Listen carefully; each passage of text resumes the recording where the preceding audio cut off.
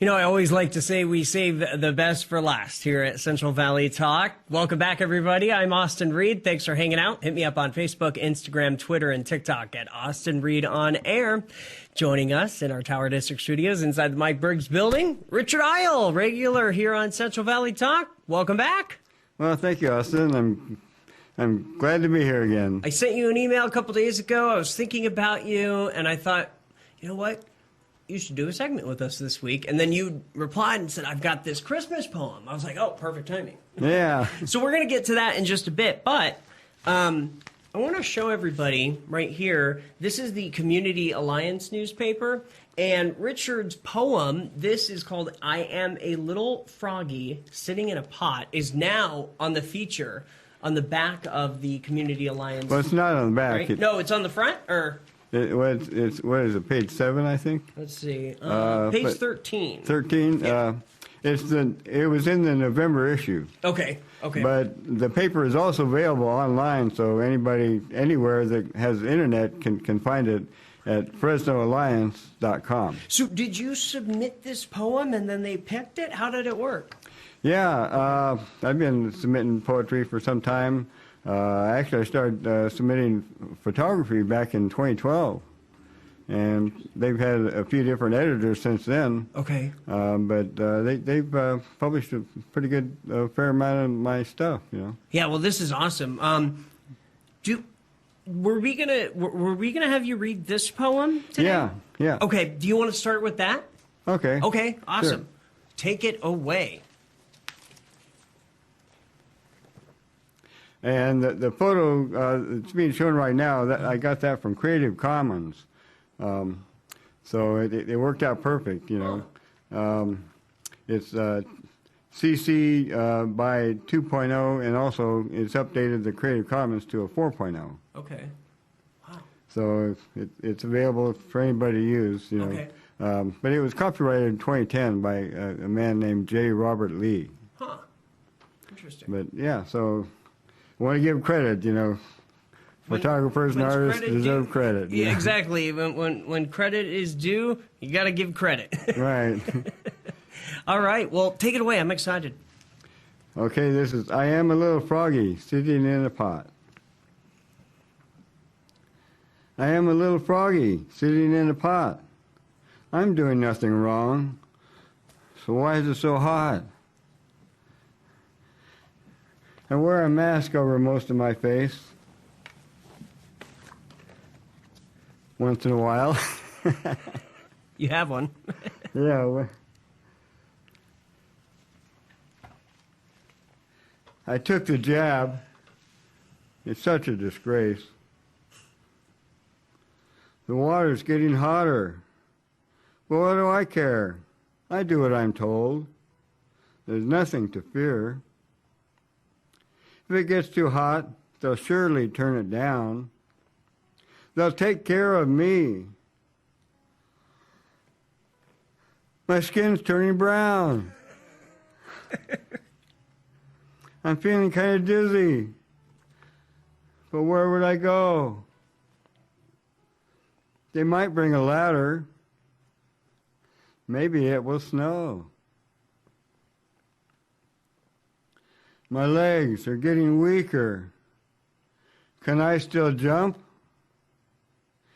If I just wait, I'll get over this hump.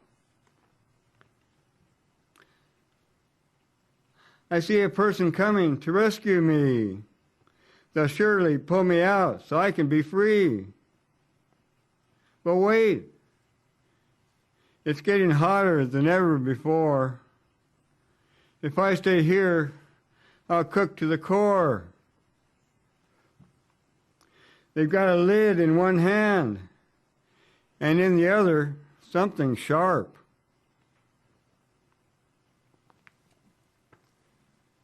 Do I hear music playing? Could that be a harp? Okay, mighty legs, give it all that you've got. By paying attention, I have learned a lot. The future would be dim to stay in this pot. I still have my freedom. I see a fly. Zot. Love it.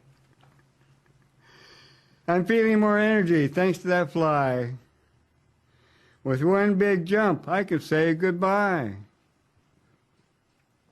One leap for my freedom. One leap for my life. One leap for existence out of this strife. I don't know my future or where I might land. I might find a beach and rest in the sand. Come on, mighty legs, jump out if you can. It's time to move on to a better plan. Jump, jump, jump out of here. Jump, jump, jump till you're clear. Whoosh. Plop. My legs have come through for me. I am still alive. It was getting so hot, I now can survive. I owe my life to a tasty housefly. I still have my freedom. I think I could cry. With that, the story ends. So to all, a goodbye. I love it. That was great. Talk about the inspiration. I already know, but I don't think most people know, but go into more detail. Okay, as you know, the issue of that has to do with what's been going on for a couple of years, you know. All the COVID, you know, and in my opinion, I have to, you know, we all have to be careful what we say on a lot of these platforms now, or else, you know, we'll get banned and censored and everything. But right. It's my opinion that it started in China, and in fact, I believe that it was a bioweapon. It was formed, and you know, there was involvement from this country to fund it, for, you know, to make it happen, and so it came out. And I believe that the issue is for depopulation of this planet. You know, yeah, and it is a scary thing.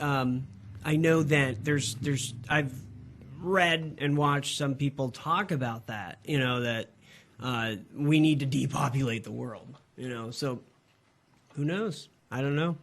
Yeah, now, unfortunately, most of the platforms which this will be shown on, you know, they you know, they have algorithms and they have fact checkers and all that, and they tend to censor things which don't go along with the narrative. But I do want to say that in my photos, I submitted several other photos, and one of them it's a photo of me holding a book. Okay. And that's a book by Robert F. Kennedy Jr. And it's a #1 bestseller. There it is. Oh, there it is. Okay. Yeah, it made it to #1 on Amazon's chart for hard copy. Really? Nonfiction. What's it called? The Real Anthony Fauci. The Real Anthony Fauci is the name of the book. Huh. Okay. And so it's done very well. People are really, you know, open to the truth. You know, Robert F. Kennedy, he's so brilliant. He's so sharp. You know, he knows a lot. You know, I mean, his father was murdered. Right. His uncle was murdered when president of the United States, and fortunately, Robert Jr. is still alive and really doing a lot of good things for the planet. So it was a good book. You'd yeah, definitely suggest it. Yeah, I would really highly recommend the book. What are some of the other pictures you brought? The other poem? Do we want to? Did you bring any other pictures? I didn't know. Well, there's other pictures up there. Oh, okay. Yeah, let's. I think these are new ones that you submitted.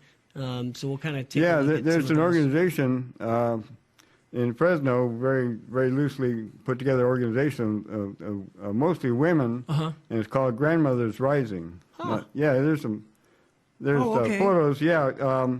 They made some banners and they go around to schools. They have a list of the Fresno Clovis schools, and they have demonstrations and they give out literature to the public. You know, anybody that, because they're having these, as you can see there, this is a roading school.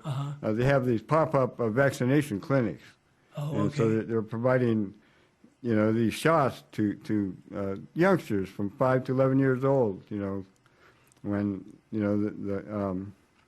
the science has been showing that it's not really good for the children, They don't need it, It's so unlikely that any child, would get it and it would die. It's more likely that they would get, a side effect from the vaccination. Matter of fact, the woman there, she's one of the organizers, Angie. She said that recently at one of the events she went to, a mother said that she has a 12-year-old daughter, and the daughter had the shot, but now she wishes she hadn't. She's been having heart problems, 12 years old, and she's getting nervous twitches just from having the vaccine. So that's what Grandmother is Rising here in Fresno. Yeah. That's kind of their mission, is to bring awareness. Yeah, right. They're going totally by the law. They're staying in the public areas. They're utilizing their First Amendment and trying to let people know, something else Sure. that. Freedom of speech. James Madison once wrote, "Freedom of the speech." What is it? Freedom of speech is the power. Dang it.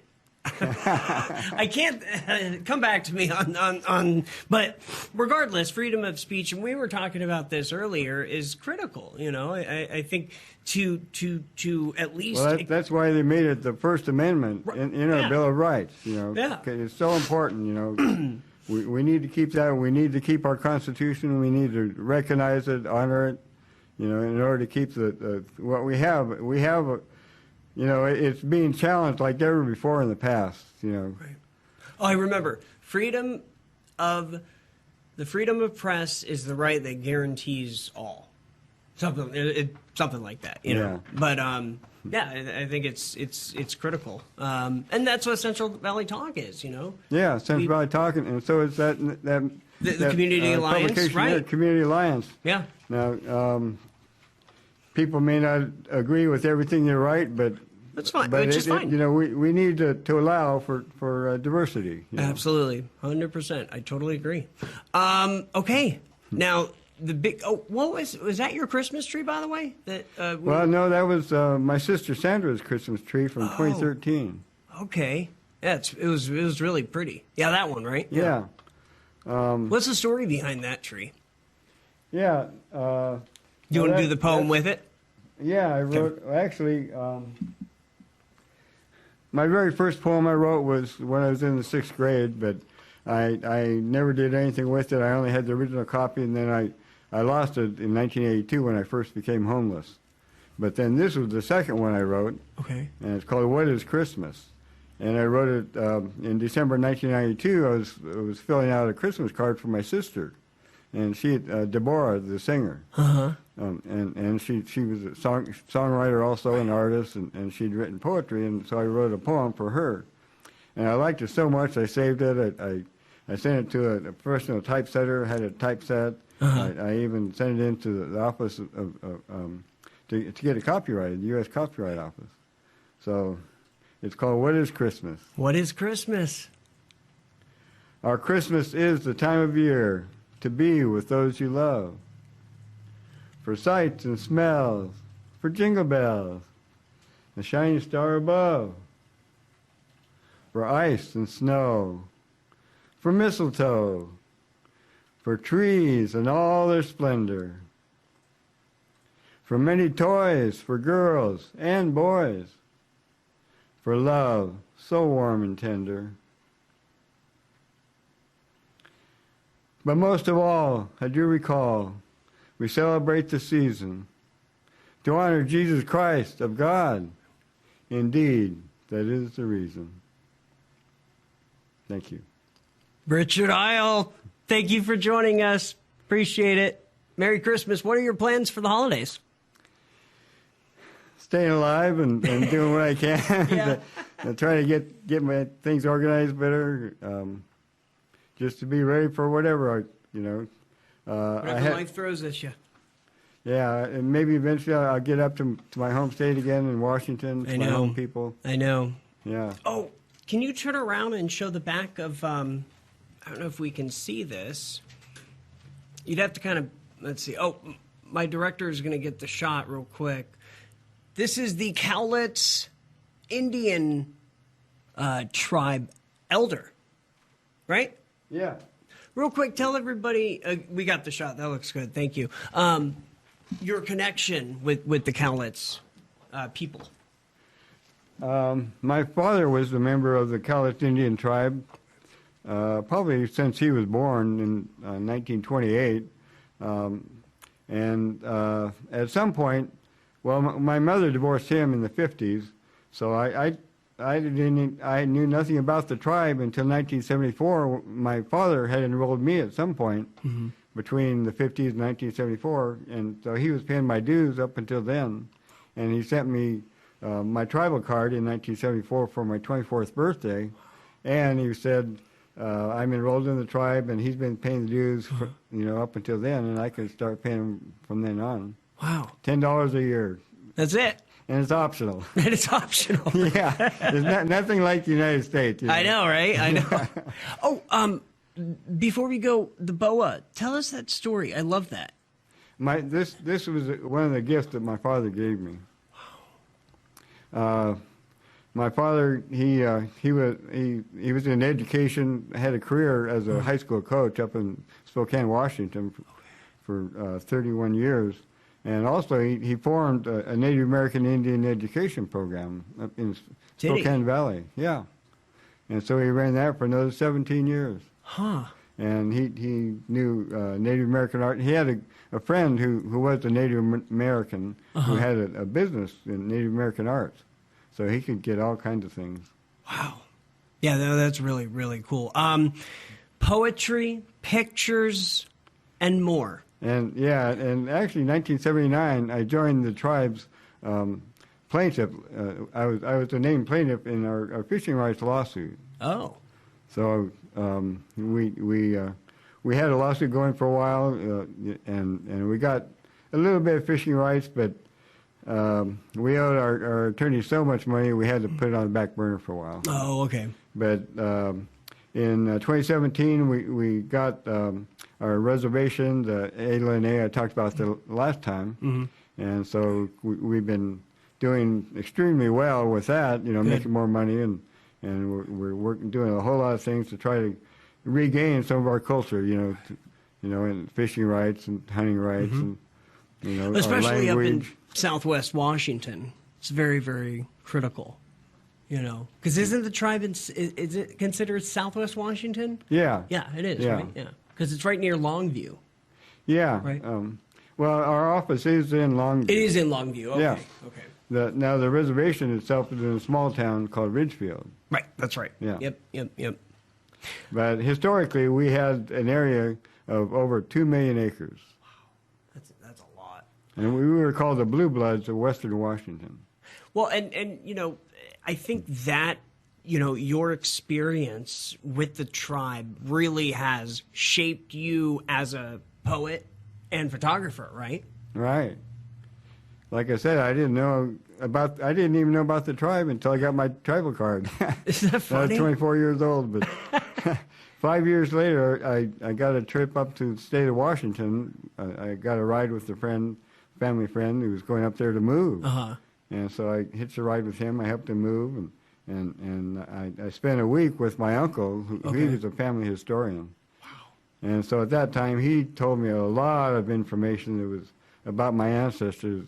It really opened my eyes. It really helped me to learn